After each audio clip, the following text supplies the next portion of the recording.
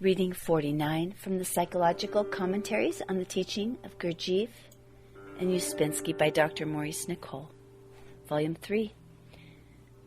Great Amwell House, October 19th, 1946. A note on personal work on oneself. When we are identified, we do not remember ourselves. In the method and practice of the fourth way, the attainment of the third state or level of consciousness is made a central theme. Self-remembering, self-consciousness, and self-awareness are some of the characteristics of the third state of consciousness. I would add as a commentary, self-recognition or recognizing oneself. When we identify, we drop to the second level of consciousness. What results? A number of related things then result. We fall asleep.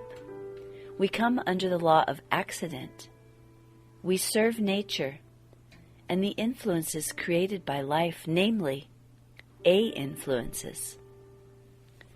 We are under the power of whatever we identify with and lose force to it.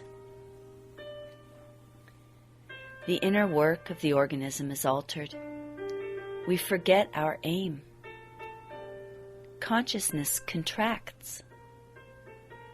Our associations receive energy and former things return. All this and much more results from identifying. Viewed on a great scale in the light of the ray of creation and the side octave from the sun, when we identify, we shut ourselves off to influences coming down from a higher level and open ourselves to those coming from beneath us. That is, we feed the moon. The more we identify, the more we feed the moon. A person who enjoys negative emotions is an example. Identifying is dirt. Has the vision of the world being filled with useless suffering, that is, useless to any development, yet come to you in internal experience? Yet useless suffering is useful for something else, for everything is useful to something or for something. At different levels, everything is used.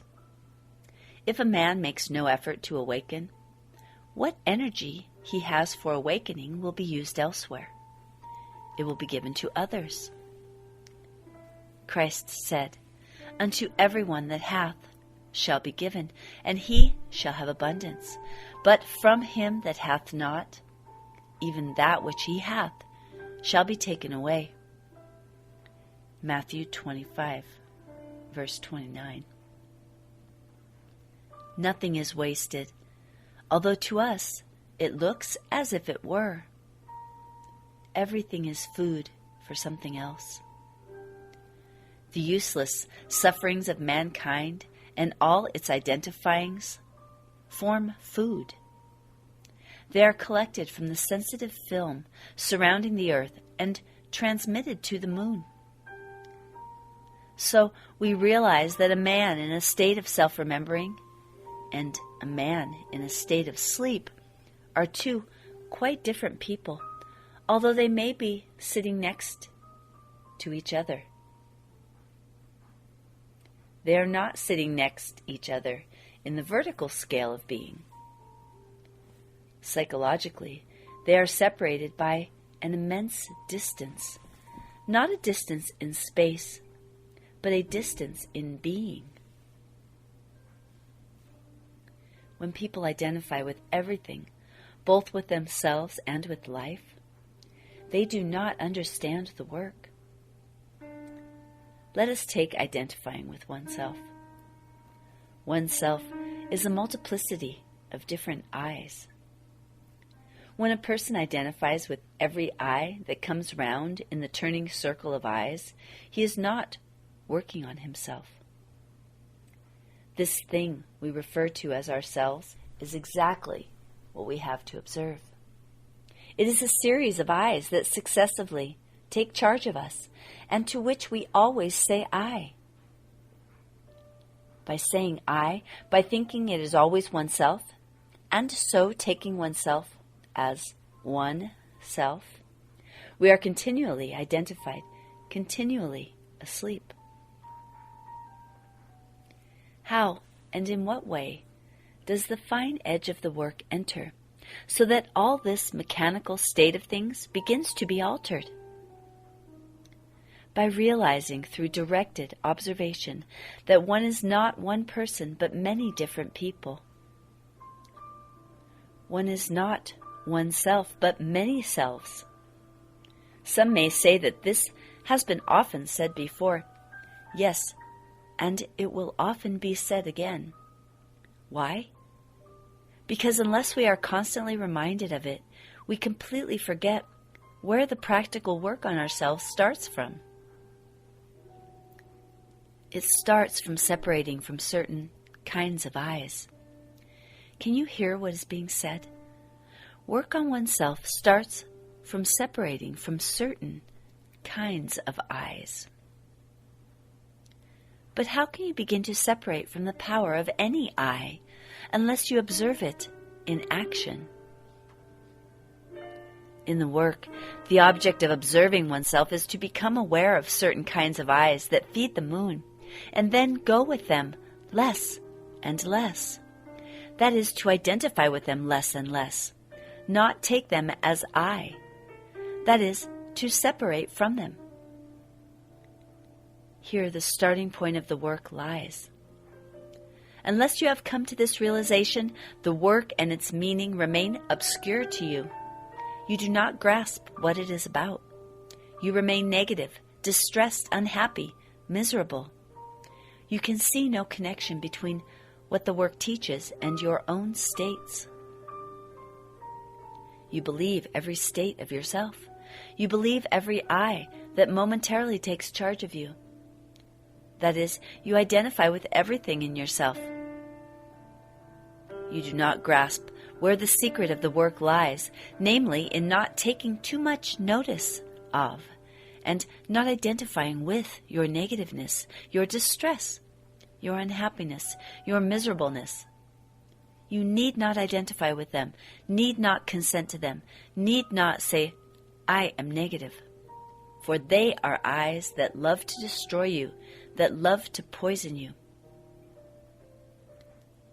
As was said, when you identify, you are asleep.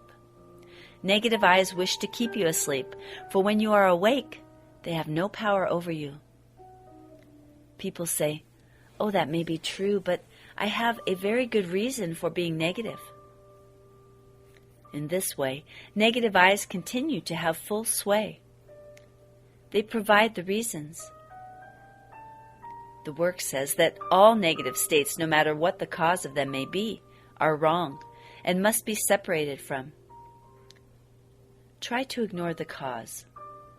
We have, the work says, a right not to be negative, and we must fight with all our strength of mind and through the truth of the work for this right which is ours and which we lost by imitating others.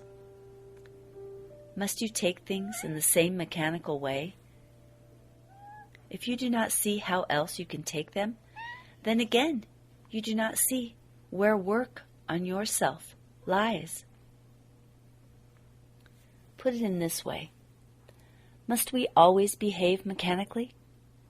Is it not possible to behave more consciously to life, to ourselves, and to others? What does that mean? It means we know already by self-observation how we take an event, a situation, a person, mechanically, and that we do not identify with this typical mechanical way of taking them, but 1, separate from it, and 2, if possible, consciously, try to find a new way of taking them. This is work on oneself, and this leads to change of being, to new being. There is plenty of new being, so to walk in old being is unnecessary. But we are jealous of old being and do not wish to have new being, or rather we wish to have new being and retain old being, but we cannot go to Paris and remain in London. Now, to return to this open secret that the work is always teaching us, and we take so long to see. If you say, I am negative, you cannot separate. If you see the I that is producing a poison gas of negative emotion, then you can say, this is not I. Again, you should not say, need I take the event in this way? The point lies in observing that an I in you is taking it that way, and you are identified with that I, and need not be. So you step back from that I, separate from it, and standing behind it, watch it, taking the event in that way. So gradually you step behind the personality machine and see it as a cage of eyes and no longer as you. You begin to strip it off like a lot of coats.